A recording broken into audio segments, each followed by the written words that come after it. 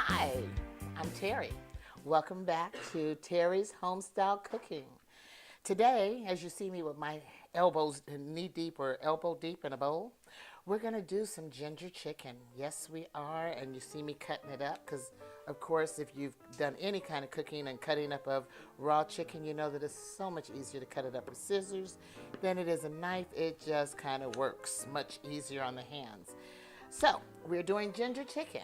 And then, oh my goodness, somebody sent me a recipe for a crock pot pecan pie. Truly a crock pot pecan pie, and it is absolutely delicious. We're not going to do that though, because one of my co-workers who tasted the crock pot pecan pie and was amazed that it wasn't overly sweet, decided that he wanted to try it with gingerbread. I personally gave him a really weird look when he said that, because what in the world would you mix pecan pie and gingerbread? But guess what? It was amazing. So, needless to say, we are going to do gingerbread pecan pie. And wait till you taste it. Trust me, you will be so glad you tried this because it is amazing. So we're going to do gingerbread pecan pie. We're going to do the ginger chicken, you know, kind of keeping it together there. And then we're going to do some nice little chips, nice little appetizer, which is called salsa me. And it's a little salsa with some black beans and a little cheese sprinkled on top in a chip. My granddaughter, I thought she was going to hurt herself. She didn't even want dinner. She just ate those things like they were candy, and she kept making more. So yes, it's that simple, quick, simple appetizer that you can do yourself or have the kids do. Bring the family in on this one. And here you have it in nice little pieces. I did use white meat. You can use white meat. I personally prefer thigh meat because it actually is a little juicier. We're going to do it in a skillet because you don't want to lose your juice on this. So, ginger. Wonderful, wonderful ginger. I love fresh ginger. Now, I saw somebody do this and they say it's really simple, super easy. I personally thought it was still easier to just use my peeler. But you see how using a spoon, if you don't have a peeler, you can still peel the juice, peel the skin off of the ginger. I personally like to use the peeler because the peeler, I can control it better. As you see, that's moving a little simpler. But if you don't have a peeler, you now know that you can do ginger just as easily with a spoon. Isn't that amazing? So right now we're going to peel the ginger. Once we peel it, then we're going to chop it up. And you notice I have a pretty nice, healthy sized piece of ginger in my hand. I like the flavor of ginger. And the other day when I was sick to my stomach and I made me some tea with just a chunk of ginger in it, it kept me from getting any sicker. So while everybody else was not holding anything down, I was able to hold stuff down. I was a little weak, but the stomach was set, so I was good to go. We are going to cut up the ginger. So the whole thing about ginger is you cut it, then you chop it up, getting some of the juice as well. So we're going to cut this up.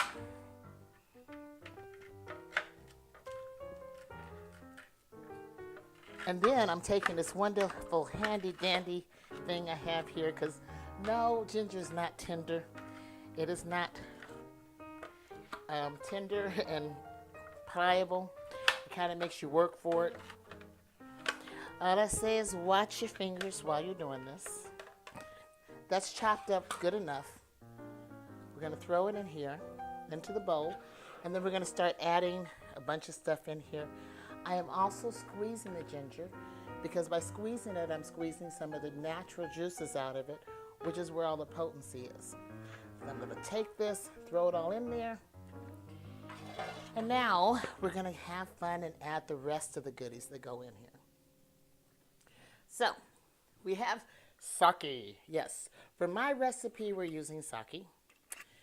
And I say be liberal, have a good time with it, because when you put alcohol in your food, it actually cooks out. It does not have the alcoholic strength once you cook it. We're going to add some soy sauce. Now, the first time I did this recipe, and you'll probably hear me say this pretty often, it didn't have enough potency for me or my daughter, actually. The grandkids loved it, but they couldn't tell that it was ginger. So if you'll notice, I actually put, well, you don't know because you weren't there the first time, but I actually put more of the ginger in here than I did the first time, and I actually added in more of the sake and the soy sauce. So here we have some garlic, we have ginger, we have sake, we have soy sauce, and now we're going to add honey in there. Just mix it all up and let it sit in here and marinate until we're ready to cook it. Marinate it for about 30 minutes. We're going to take the honey, pour the honey in here. Then we're just going to mix it all up and let it marinate. That's going to give us a sweet and savory feel.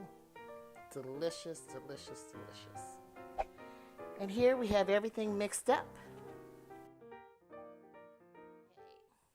So now we're getting ready to cook the ginger chicken. Now that it's marinated for a good 30 minutes. We're going to coat the pan with oil.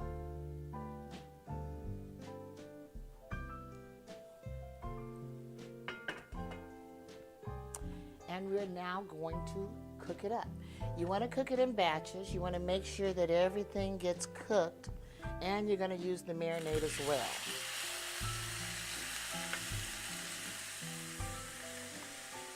So you want to cook it on a medium temperature, medium to low, and let it cook on both sides of the meat and get well cooked without being overcooked. So we'll just let that cook for a little bit and get started on our salsa and our chips and keep everybody happy with some food in their stomach in the meantime. I am alternatingly putting broken chips in my mouth and whole chips in here. You want the ones that look like bowls. We're getting the ones out that are broken. Won't do you any good because it's a little tostada bowl type thing. We're going to take a handful. Once again, I used a can of beans. We're just going to take a little bit and put some in each one. I used the can of beans and I went ahead and rinsed them off very good. It is better to have a can of beans than it is to do the fresh made beans, because in this case, if you put all the spices in there that you normally do when you're cooking beans, then you would have something that had a little bit too much going on. So, a little bit of salsa, and this time I am using a mild salsa. This is something that is nice and quick and easy to do, as you see how fast it is. And it is healthy, and it is good. We're going to sprinkle some cheese on them. Now, if you want to, at this point, you can throw these in the microwave for just 10-20 seconds, just enough to melt the cheese, or you can serve them as is.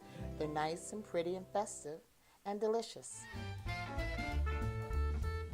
Now, for the gingerbread pecan pie, we're going to do a half a cup of sugar, and then we need half a cup of butter.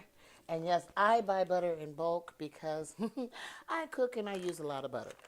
So, and to me, because I go through so much butter, this is so much cheaper. So, we have half a cup of butter. And yes, the sides of this paper actually have the markings on it. So it helps me make sure that I'm using the right amount. We now need 1 egg. And I'm good. I like it when a plan comes together. 1.5 cups of molasses. Now, there are different kinds of molasses. And of course, just because I'm talking to you about it, I can't tell you exactly what they are.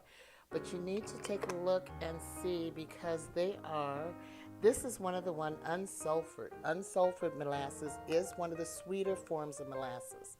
Hate to be giving everybody else, giving them some airtime here, but it's because of it being unsulfured molasses. That's the one that I want to use for my pies or my cakes, because it is a sweeter form of molasses. We need 2.5 cups of flour.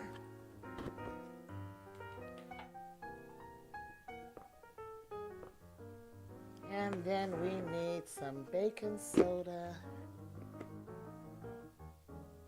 some cinnamon,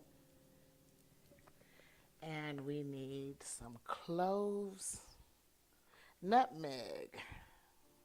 We need some salt and some ginger, of course. Gotta stick with the ginger thing going on here.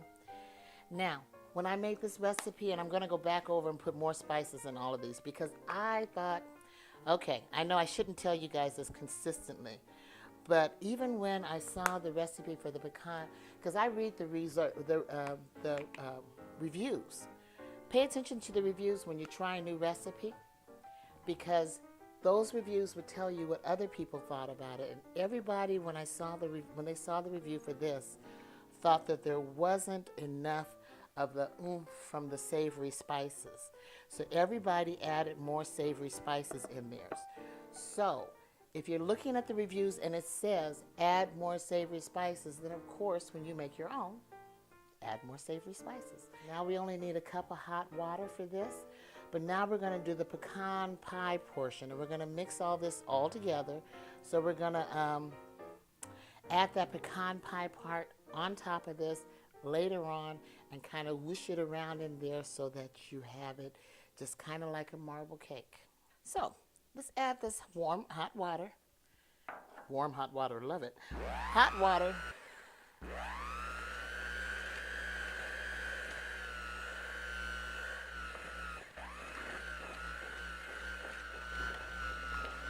Here we have that mixed up. That is the gingerbread. In order to prepare my pan, I'm going to put a little bit of oil in each one, even though these are non-stick. And then I'm going to do something different. Normally when you bake a cake, you know, they tell you to powder the pan, just put some powder on it. Well, you know, that really doesn't make your cake come out looking very nice. And who wants a bunch of flour all in the mouth when they're supposed to be eating a nice, sweet, spicy, flavorful cake? So what I do is I use powdered sugar to coat my pans. So here we dust the pan. Dust it liberally all the way around the sides, if you can get it up on the sides. And you see that? Because at least this way they're going to get a nice flavorful taste of the sugar and not flour taking away from the taste of your cake. Besides this gingerbread, now this is a cake that's going to be really good if you want to put some ice cream on top of it or do something like that. You're going to love this. It's nice and sweet and savory. We have another pan here. We're going to put this into this pan. We're going to put some of this. We're not going to put too much. We don't want it to overflow because we are going to add in a whole nother thing with the sweet pecan. So we're going to spread this around in the pan, smooth it out a little bit because you're going to add that other recipe of stuff on here. Spread it out, get it to all parts of the pan, and then we'll mix up the other part. We're starting on the pecan pie portion. I have my sugar and my dark caramel syrup. In here, I'm going to add 3 eggs. Then I'm going to throw some more butter in here, a half a cup of butter. I need a little bit of vanilla, and we have some vanilla here. So we have a little bit of vanilla. And add 2 cups of pecans. We're just going to break them up here. I like to just crumble them by hand. We're going to be very generous with our pecans, break them up. Then I'm going to blend this up, and we're going to pour it right on into the other stuff that we have already in the pan. This is a 2 combination thing. So yes, we are making separate a pecan pie and the gingerbread, making 2 separate things and putting it together and coming out with one scrumptious dessert. I never thought it would have been this good, but it really is very good.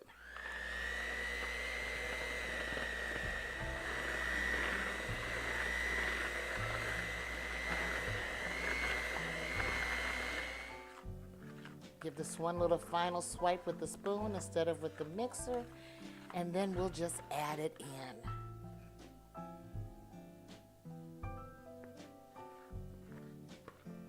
Oh, that looks really kind of awful, but it tastes really good. So after it finished looking awful, and we get it in the oven, And you see me mixing it. I'm actually just kind of stirring it up a little bit, mixing it up so that it gets it all the way through there. We're going to put this in the oven and we'll let it cook for about 30 minutes. Here we have the chicken. Just like an Asian chicken, it's blackened just a little bit, not burnt, just blackened. That's because we're cooking it with the marinade. That sugar marinade will go ahead and darken it like that. It's fully cooked. We're going to throw it in, put it back in the pan, add some broccoli to it, add the marinade, and just simmer it on a low heat so that it just cooks the broccoli and it's ready to eat. I don't really like the consistency of brown rice, so I tend to add vegetables. I want to add in bell peppers and green onions and celery, things to break it up, to add flavor to it and change up the consistency. Otherwise, if you're fine with brown rice by itself, just go ahead and go with the regular brown rice. Throw some mushrooms and asparagus, whatever you want to do, have at it. We're going to cook this broccoli down for just a little bit with the chicken. We got enough juice in there to keep it from getting dried out. If we had some rice, it would be perfect to put this on top of the rice. But we don't have any rice. We'll cook it for a little while, just long enough for the broccoli to get just a little bit past being raw, and we'll be ready to eat. So, and here we have our finished product of the chicken, the ginger chicken, which I wish you could smell this. It smells absolutely amazing. Normally I would say garnish it with some celery, some green onions, and some sesame seeds. Don't have the sesame seeds with me today. It really looks really pretty when you do all this and you have the white rice or the brown rice, the nice color contrast. And then we'll throw some of this on, see? This is Pecan, which actually has no calorific content, but it does make it look nice and pretty, and it is easy on the stomach. For our meal today, we have the ginger chicken, which is we did it with broccoli instead of doing it with rice or over pasta or over brown rice even. So we have this here, the ginger chicken, the ginger pecan pie. You can put some ice cream over the top, some whipped cream, or just eat it plain. It is absolutely delicious. And we have our salsa chips, which have dwindled down a little bit since they were first prepared. Delicious, quick snack, healthy, and a lot of fun just to throw together. Something that the family can do together. So thank you for joining us. Have a great time and eat well.